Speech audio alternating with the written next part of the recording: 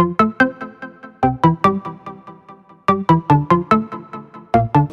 За юуны өмнө хүрэлцэн ирсэн та бүхэнд маш их баярлалаа. За ингээ вирус болон ажил төрөлгээл бүгд л заавч хөлөөгүй ямар нэгэн шалтгаан бол хүнд угаасаа гардаг. Тэгэхээр та хэдийг бол би тэр хүмүүсээс нэг алхмын өмнө явж гин гэж бодож байна. Ягаад тэгэхээр маш олон зүйлсийг золиосон гаргаж байгаа. Бүтэнсийн өдөр бол гэр бүлтэйгээ өнгөрөх юм цаг хугацаа тий өөр одоо бусад маш олон амжуулахтай ажлуудыг хойшин тавиад хүрэлцээрс маш их баярлалаа. За ингээд self learning skill буюу бие дааж юм сурах чадварын талаар голдуу англи хэлний тухай ярина тий. Тэгэхээр гарчиг маань юм байна. Одоо бие дааж сурах хэрэгтэй учраас ингээд сайхан бие дагаа сурцгаачих.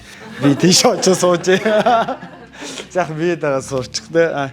За яг юуны өмнө нааг мөнгөний шагаа гэдэг тэгээд яагаад би бие дааж сурах талаар ярих болсон бэ гэхлээр те би одоо юу сурчаад ингээд хүнд юм яриад байна гэхлээр за одоогийн байдлаар бол би солонгос болон англи хэлийг бие дааж сурсан байгаа. За тэгээд тухайн хоёр хэл дээрээ бол төвшин тогтоох шалгалт топик буюу одоо солонгос хэлнийх IELTS болон IBT TOEFL гэсэн гурван төрлийн хэлний шалгалтыг бие дааж бэлдсэн байна.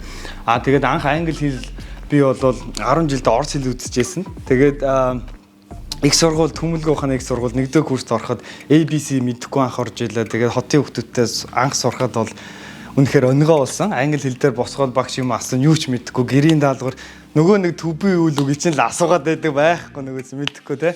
Ийм байсан. Тэгээд найзуудтайгаа нийлээд одоо зориглоо сургуулаа хайна гэж шийдээд яасан гэхлээр хаяад 1 жил англи хэл сурыг өндөр оноо авъя Америк руу тэтгэлгээр сурыг гэдэг. Одоо 2 дугаар курсын оюутан гэхээр нэлээд л нөгөө нэг бүгднийг чаддаг мэддэг гэсэн бодож исэн тэр үе байгаа. Тухайн үед одоо уншиж исэн номнууд бол хамгийн эхлээд Роберт Кийосаки Баян ядуу байна.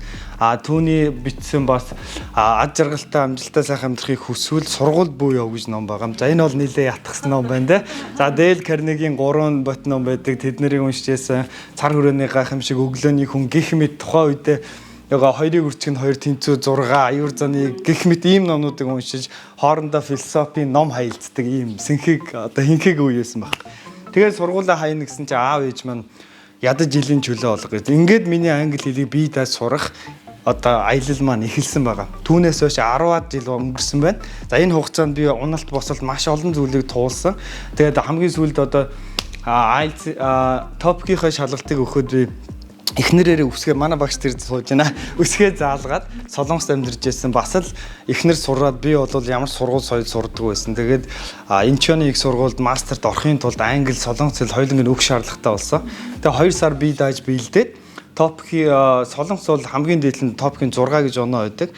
Тэгэхээр би анх удаа өгөөд 4 буюу IELTS мастерын сургууль төгсөж байгаа хүн авах ёстой шалгуурыг би шууд анх өгөөд одоо авцсан гэсэн. 3-таа үжиж мастерт ороод 4-таа үжиж төгсдөг. Тэгэхээр би анх удаа өгөхдөө шууд 4-ийг авч ирсэн. Тэгээд тэр бол миний одоо бас мундаг солонгос хэлтэйтэй биш. Ер нь бол шалгалтын стратегийг ойлгож ухамсарлсан хэрхэн бэлдэх өөрийгөө яаж ажиллах вэ энэ чадвартай холбоотой гэж би хардаг. За IELTS-ийн хувьд гэх юм бол 4-5 удаа өгсөн байна. Хамгийн сүүлд 8 авсан. Сонсох унших хэсгээр бол 9 оноо авсан байгаа тий. Тэрийг бол би ерөөсөө expect хийж байгаагүй. Одоо нөгөө нэг юу гэлээ од руу зориод саран дээр бууна гэдэг шиг 8 гэж юун дээр хан дээр хадчихаа нэг $7.5 авчих юмсаа л гэж бэлдэжсэн анх. Тэгээ 9 аваад бол маш их одоо баярлжсэн тий. Тэгэхээр маш олон зүйлийг энэ хугацаанд туулсан учраас тэр алдаа дутагдал ялангуяа одоо чаддаг гэхээс алдаанаасаа сурсан зүйлсээ та бүхэнтэй хуваалцах гэдэг байгаа шээ. За тэгэхээр за өнөөдөр яг бүтцэн маань яаж явах вэ гэхээр ерөнхийд нь 2 хэсэгт явна. За нэгдүгürt нь бол self learning mindset буюу хандлагын талаар ярих нь. За энэ хандлагын дотроо бол 3 жижиг хэсгээс бүрдэн. Нэг нь цаг хугацаа хэр хурдан сурах талаар ярина. Хоёрдугаарт нь хүмүүс яаж эхлэх вэ гэж асуудаг. Тэгэхээр хэрхэн эхлэх талаар бидний хандлага ямар байдаг, ямар байх ёстой талаар ярилцъя. Тэгээд failure буюу одоо бүтлгүүтлийн талаар ярилцсан. Хүмүүс бүтлгүүтлийг ямар талаас нь ихэвчлэн хардаг. Гэхдээ бид нар ямар талаас нь харах ёстой гэдэг талаар ярилцъя. Хоёрдугаарт нь бол have to implement it гэж байна. Тэгэхээр энэ mindset-ийг амьдрал дээр хэрхэн яаж ашиглах юм те. Тэгээд одоо зорилгоо тодорхойлох нь байна. Time management буюу өдөр тутам энэ завгүй амьдралынхаа одоо энэ хэм маяг дундаас хэрхэн өөртөө цаг гаргах талаар. Дээрээс нь бол 3 дугаарт нь Kaizen гэдэг одоо Японоос гаралтай нэгэн метод байгаа те. Хэрхэн одоо шинэ зүйлийг өөрийн дадал зуршил болгох уу гэдэг талаар маш сонирхолтой. магадгүй та сонсоод угаасаа юм штэ гэж бодно. Гэхдээ өмнө юусэн анзаарч байгаагүй ийм нэг арга барилын талаар одоо ярилцахаараа. За мэдээж миний энэ ярьж байгаа зүйлсүүд бол одоо та хэдийн хүсэж байгаа бүх асуултанд хариулахгүй гэж магадгүй. Гэхдээ миний бодлоор эднэгээр зүйлс бол хамгийн чухал нь. Дараа нь та хэд энэ сургалт дууслаа. Яг ингээд англи хэл юм уу ямар нэгэн зүйлийг хийх гээд тэгэхэд мэдхгүй зүйл юм уу эргэлзээтэй зүйл гарч ирэхэд хэрвээ одоо бид нарын ярилцах зүйлийг санаж явах юм бол асуудалгүй хинээс тусламжгүй та цаашдаа урагшлаад явна гэсэн үг байна.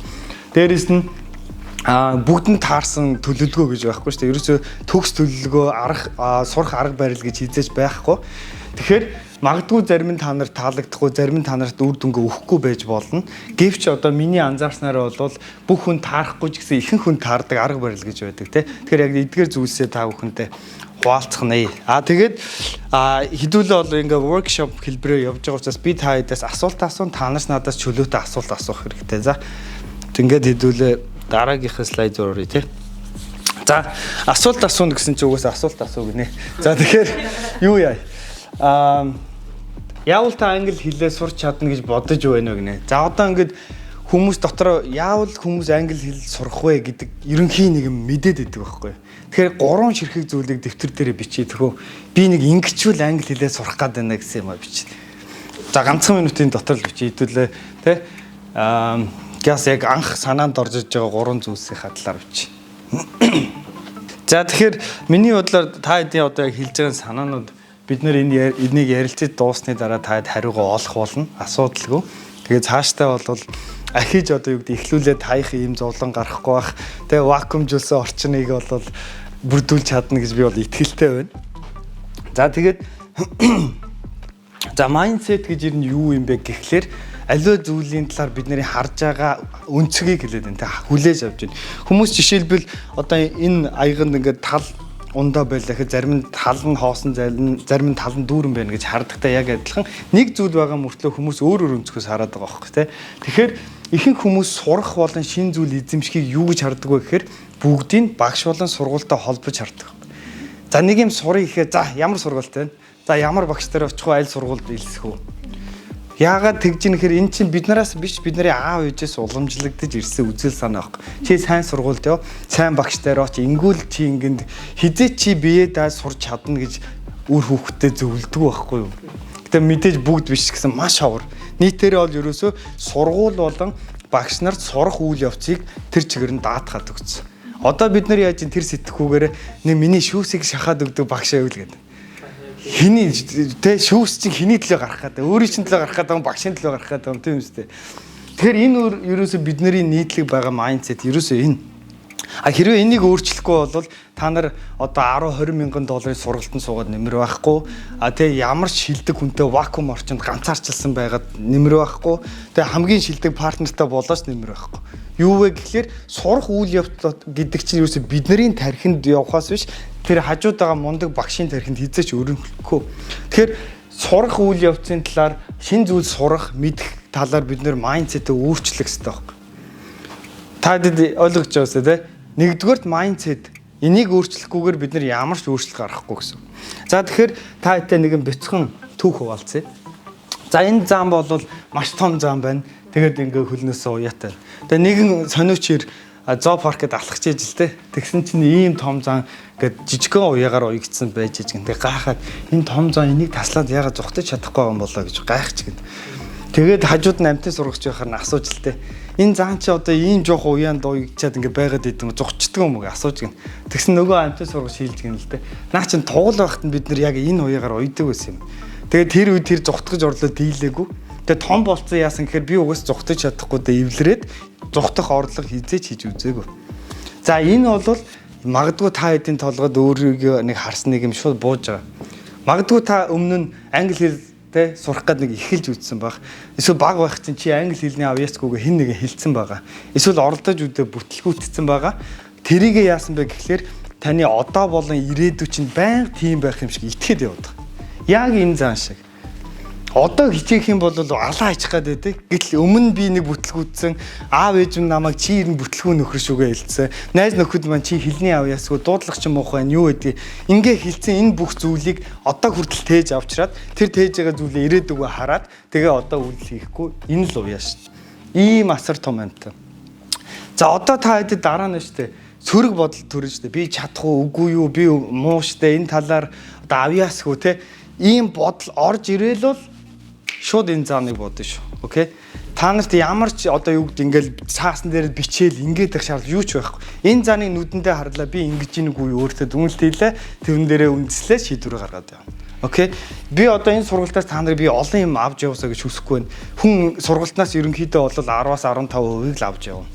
За тэгэхээр би энэ зургийг бол та хэдийг бити мартаасаа гэж үзэж байна. Насан туршдаа энийг санаж яваараа ямар шин зүйл сурсан ч байсан энэ зааныг бодорой. Одоо та хэд одоо би дуулж чаддгүй хүн гэж бодож ээж болно те. Урлагийн үзлэгээр өмнө нэгд шалгуулсан ч өө чи солгоолоод ийшээ зогсчихсан болно.